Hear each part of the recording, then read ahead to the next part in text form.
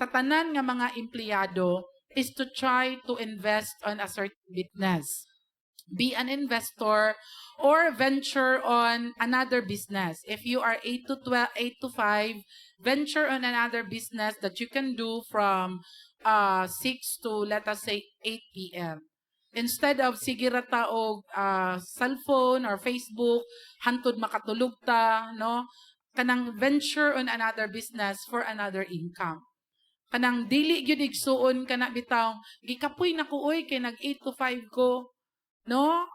Never think of that. Kay daghan kay mga tao nga nagtrabaho 8 to 5, tapos nag-venture pag yun og another business on 6 to 8 p.m., 3 hours, no? Or 2 hours para lang mukita pa more.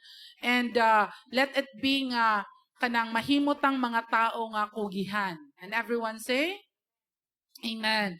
Kugi gyud igsoon because ingon ang Bible kung naay pagkulang financially, tungod na kay naay katapulan. Ang mga wala naglisod financially because kugihan gyud na. So kung kugihan ka, makakaon gyud ka. Dili man pareha sa uban nga dagko dayog income pero naa gyud. No? So magkugi.